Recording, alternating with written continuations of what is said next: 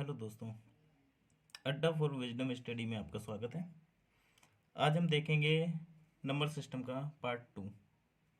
तो आज हम बात करेंगे कॉम्प्लेक्स नंबर के बारे में।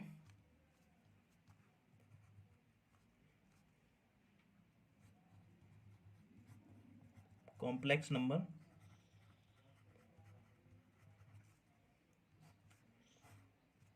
जिसे हम कहते हैं सम्मिश्र संख्या। सम्मिश्र संख्या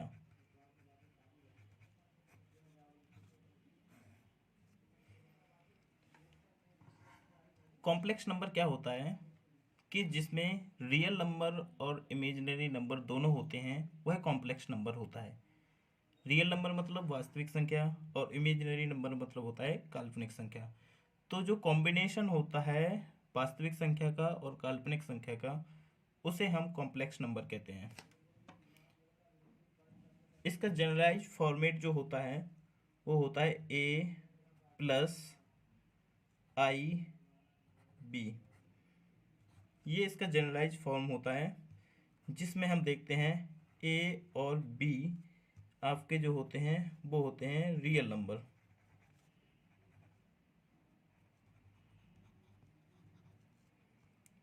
वास्तविक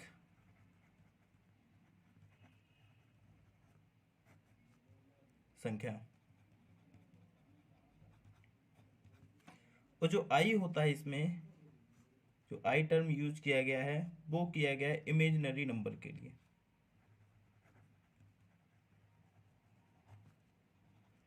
इमेजिनरी नंबर अर्थात काल्पनिक संख्या। काल्पनिक संख्या आई की जो वैल्यू होती है वो होती है √-1। या हम इसको ऐसे लिख सकते हैं, स्क्वायर कर देंगे तो आई स्क्वायर की जो वैल्यू हो जाएगी वो -1 हो जाएगी। ये हमारा फॉर्मेट होता है। कॉम्प्लेक्स नंबर होता है ए प्लस आई वी, जहाँ पे ए भी होते हैं हमारे रियल नंबर और आई जो होता है वो इमेजिनरी नंबर होता है, जिसमें आई की वैल्यू होती है √-1।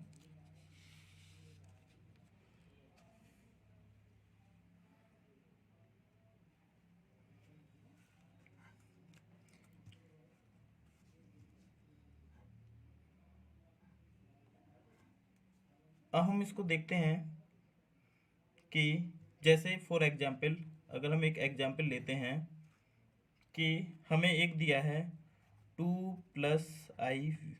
टू प्लस आई एक क्वेश्चन दिया है हमें, टू प्लस आई। तो इसका एक होता है कंजुगेट। इसका हम कंजुगेट बनाते हैं। कंजुगेट कंजुगेट मीन्स होता है संयोग में। सहयोग में। तो जो संयोग में होता है टू प्लस आई का संयोग में होगा टू माइनस आई। और अगर हम इन दोनों को जोड़ते हैं, ऐड करते हैं, अगर हम दोनों को ऐड करते हैं तो ये देखिए क्या हो जाएगा, टू प्लस आई प्लस टू माइनस आई। अगर हम दोनों को जोड़ते हैं तो क्या आएगा, आई से आई कैंसिल हो जाएगा क्योंकि एक प्लस है एक माइनस है, तो आई से आई कैंसिल हो गया। अब ये हो जाएगा 4। ओके। अगर हम इसको मल्टीप्लाई करते हैं, गुणा करते हैं, मल्टीप्लाई करते हैं तो क्या हो जाएगा, two plus i into two minus i. तो एक ये फॉर्म बनता है a plus b a minus b. A plus b और ए माइनस बी क्या होता है हमारा, a square minus b square. A plus b और ए माइनस बी अगर फॉर्मेट होता है तो ये आता है a square minus b square. Okay. तो इसी तरह हम इसको करेंगे तो दो का स्क्वायर माइनस आई का स्क्वायर, तो ये क्या आ जाएगा, टू का स्क्वायर 4 माइनस आई स्क्वायर। हमने देखा आई स्क्वायर की वैल्यू क्या होती है, आई स्क्वायर की वैल्यू होती है -1। तो आई स्क्वायर की वैल्यू हो जाएगी -1, तो यहाँ पे क्या हो जाएगा 4 -1, तो माइनस माइनस प्लस हो जाएगा, ये वैल्यू आ गई 5। ठीक है, तो ये कॉम्प्लेक्स नंबर का होता है, अगर ऐड करते हैं तो भी हमें रियल नंबर मिलता है, और अगर हम मल्टीप्लाई करते हैं तो भी हमें रियल नंबर मिलता है।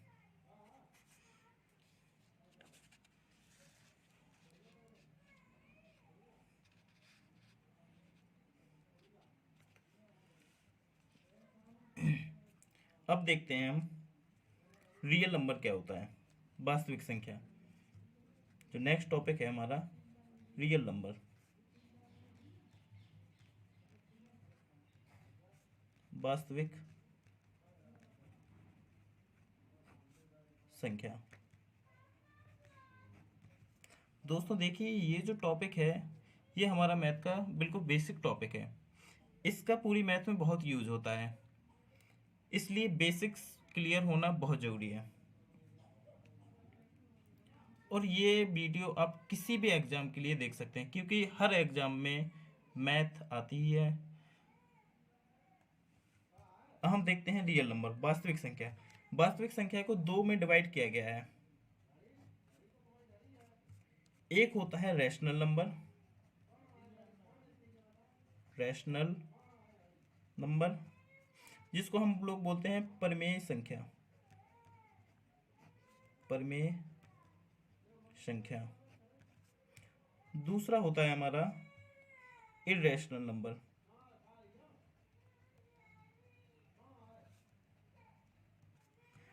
ये क्या होती है, अपरिमेय संख्या।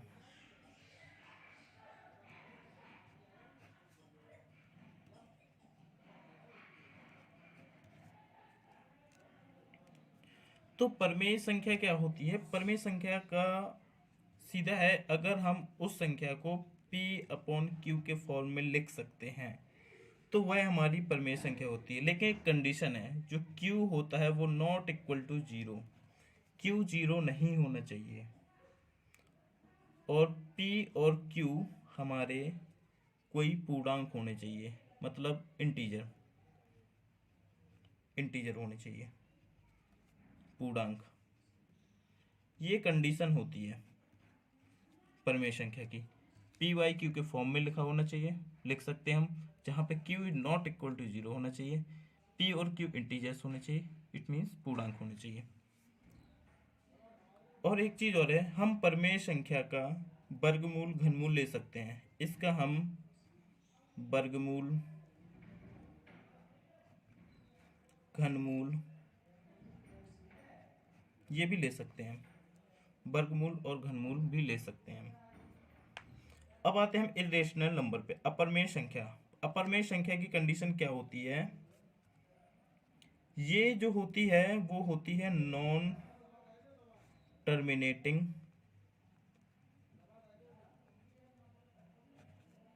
And non repeating.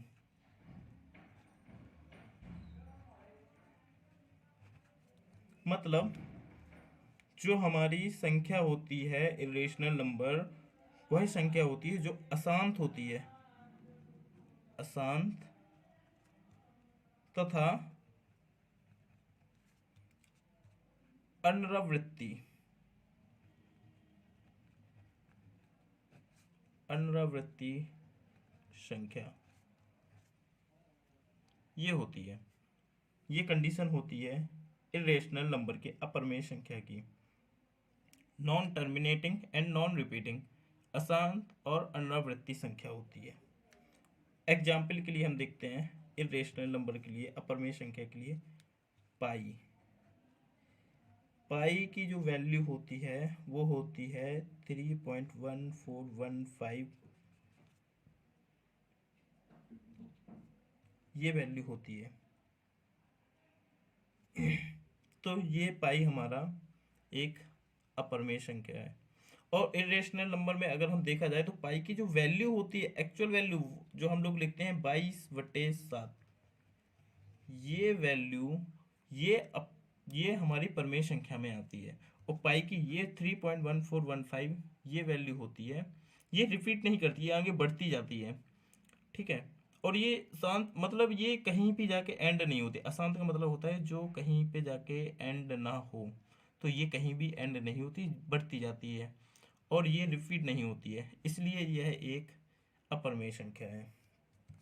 For example हम और देख लें, √2, √5, √7, √10, ये सारे एग्जाम्पल हैं हमारे अपरमेय संख्या के।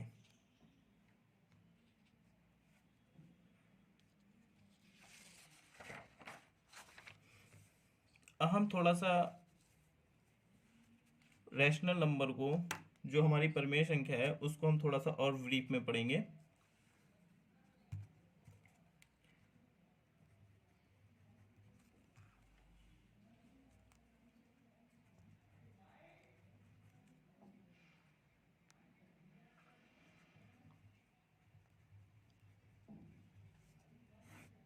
रैशनल नंबर को दो में डिवाइड किया गया है। एक होता है आपका इंटीजर, मतलब पूर्णांक, और एक होता है हमारा फ्रैक्शन, मतलब भिन्न।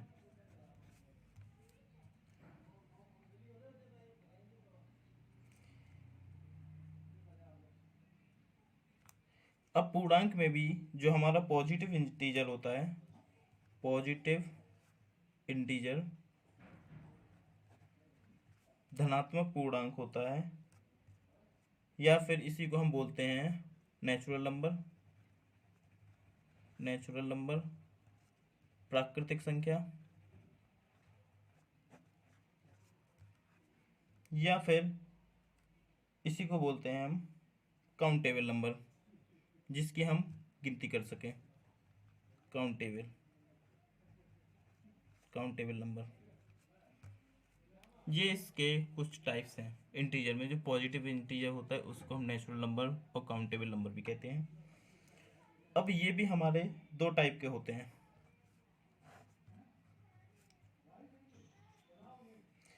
एक होता है हमारा परफेक्ट नंबर,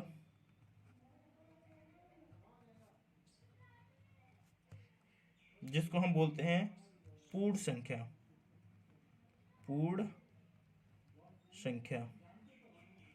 और एक होता है हमारा कंपोजिट नंबर,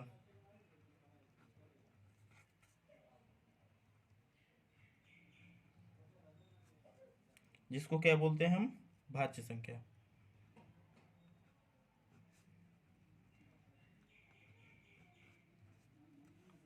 एक होता है हमारा परफेक्ट नंबर, एक होता है हमारा कंपोजिट नंबर। हम फ्रैक्शन में बात करते हैं। फ्रैक्शन में दो टाइप के होते हैं। एक होता है हमारा टर्मिनेटिंग डेसिमल,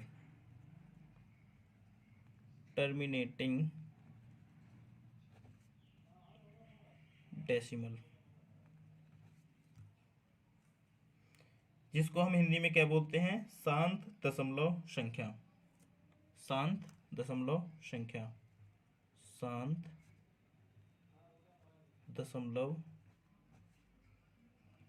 संख्या। और दूसरा क्या होता है हमारा, नॉन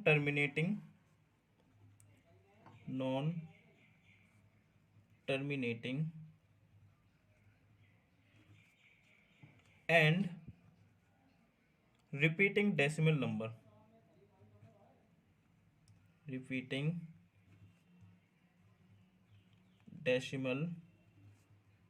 नंबर। ये क्या होता है, नॉन टर्मिनेटिंग मीन्स अशांत,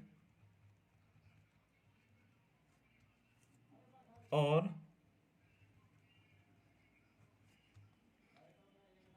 पुनरावृत्ति दशमलव संख्या।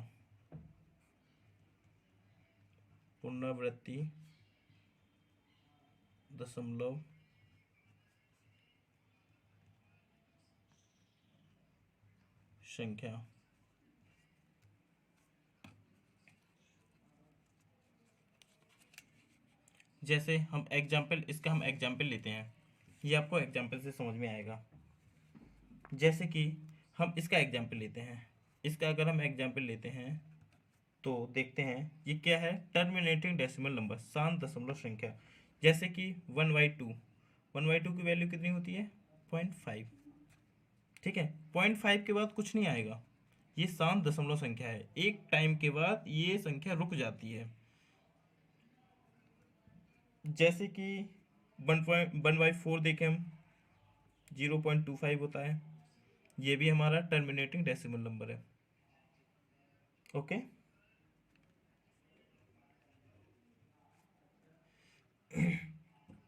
और एग्जाम्पल अगर हम लेते हैं, जैसे हम इसके एग्जाम्पल देखते हैं, non terminating and repeating decimal number.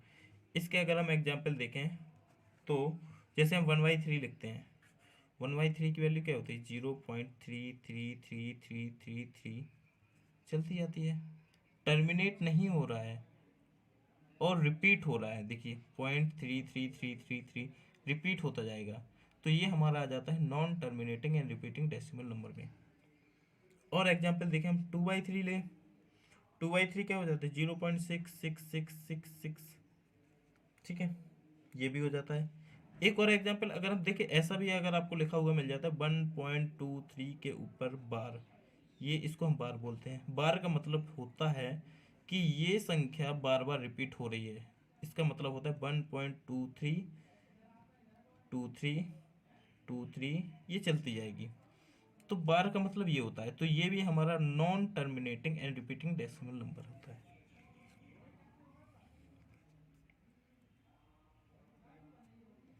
ठीक है, ये चीज़ आपको आई थिंक समझ में आ गई होगी।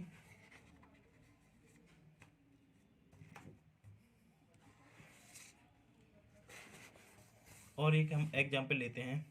अच्छा, एक चीज़ हम आपको बताते हैं इसमें कि ये जो होता है, इसको जैसे हमें सॉल्व करना है, एक एग्जाम्पल हम लेते हैं। अगर कोई वैल्यू लिखी होती, इसके बारे में आगे भी बात करेंगे। जैसे ये वैल्यू लिखी होती 1.485, ठीक है, और 1.485 के ऊपर लगाया हुआ है बार।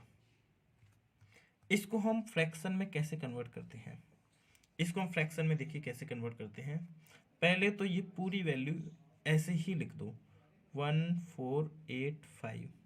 ओके, जिसके ऊपर बार नहीं है उसको इससे माइनस कर दो, -1। ओके, और डिवाइड कर दो, जितने अंकों के ऊपर बार है उतने 9 नीचे लिख दो, 999, 1 2 3 पर बार है तो 999। तो इसकी वैल्यू क्या हो जाएगी, 1484 अपॉन 999, ये इसकी वैल्यू हो गई है। तो ये चीज़ होती है, अगर जैसे ये दिया गया है हमें फ्रैक्शन में चेंज करना है, या एग्जाम में, अक्सर एग्जाम में यह चीज़ पूछी जाती है कि इसकी फ्रैक्शन वैल्यू बताइए, तो इसकी फ्रैक्शन वैल्यू ऐसे ये आती है। अब कुछ फैक्ट्स हैं जो मैं आपको बताना चाहता हूँ।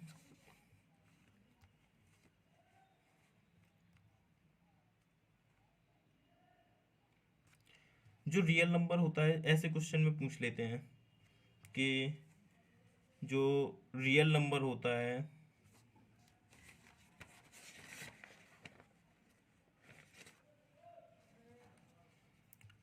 जैसे कि मान लो ये हमारा दिया है रैशनल नंबर, रैशनल नंबर, ये हमारा दिया है इरेशनल,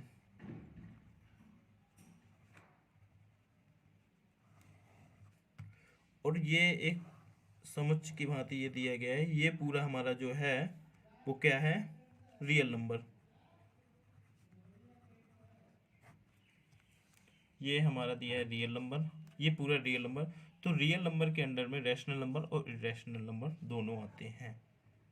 ठीक है, अब क्वेश्चन कैसे पूछा जाता है, क्या सारे रियल नंबर रैशनल नंबर होते हैं। देखिए इसको ऐसे हम बताते हैं, ये पूछते हैं कि सारे रियल नंबर रैशनल नंबर होते हैं, तो ये बिल्कुल गलत क्वेश्चन है। सारे रियल नंबर रैशनल नंबर नहीं होते, रैशनल और इरेशनल दोनों हो सकते हैं। ऐसे ही अगर पूछ सकता है कि सारे रियल नंबर इरेशनल नंबर होते हैं, तो ये कॉन्सेप्ट भी गलत है। सारे रियल नंबर इरेशनल नंबर नहीं हो सकते हैं। वट अगर इसका उल्टा पूछा जाए कि सारे रैशनल नंबर रियल नंबर होते हैं का, सारे real number rational number real number होते हैं, तो ये सही है, क्योंकि सारे रैशनल नंबर रियल नंबर होते हैं। इसी प्रकार अगर ये पूछा जाए कि सारे इरेशनल नंबर रियल नंबर होते हैं, तो ये भी कॉन्सेप्ट सही है। ये चीज़ आप लोग माइंड में थोड़ा सा रखें, क्योंकि ये एक एक नंबर में पूछा जाता है। ये ट्रू फॉल्स में पूछ लेते हैं, या फिर असर्शन रीजन में भी पूछ लेते हैं, तो इस चीज़ को थोड़ा सा ध्यान दें। एक बहुत अच्छा क्वेश्चन है, एक बहुत फेमस क्वेश्चन है, मैं आपको क्वेश्चन लिखता हूँ। अच्छा क्वेश्चन है, पूछा गया है कई एग्जाम में। इफ, मैं क्वेश्चन लिखता हूँ, if n is a natural number,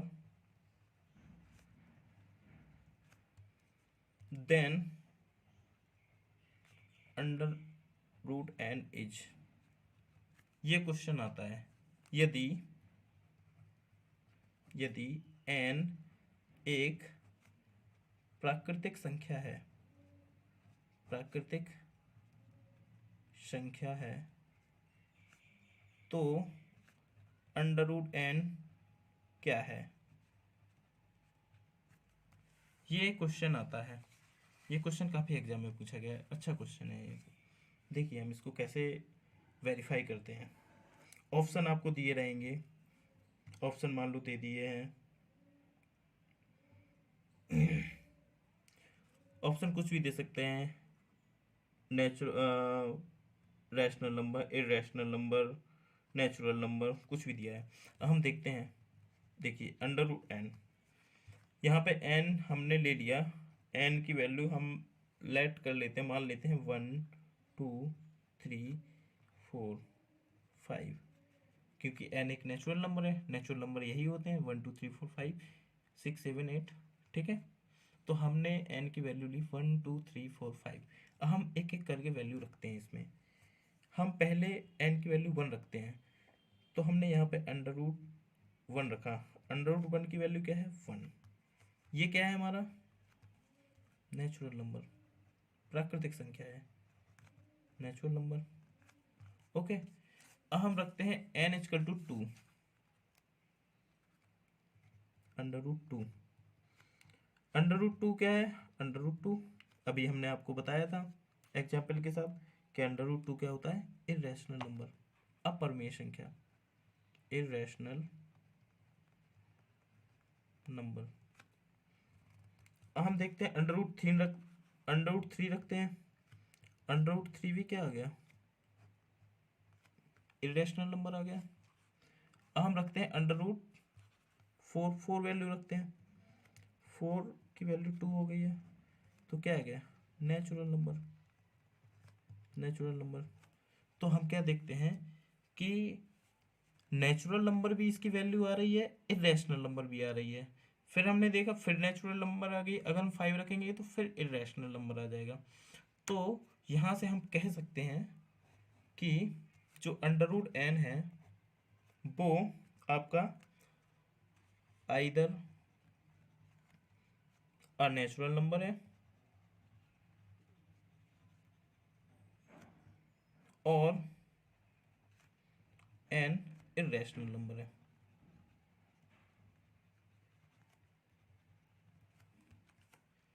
या तो एक प्राकृतिक संख्या,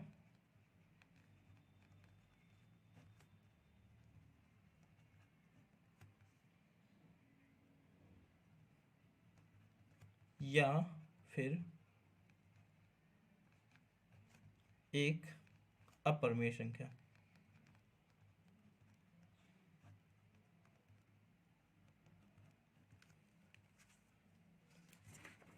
ठीक है, ये आपको समझ में आया होगा आई थिंक।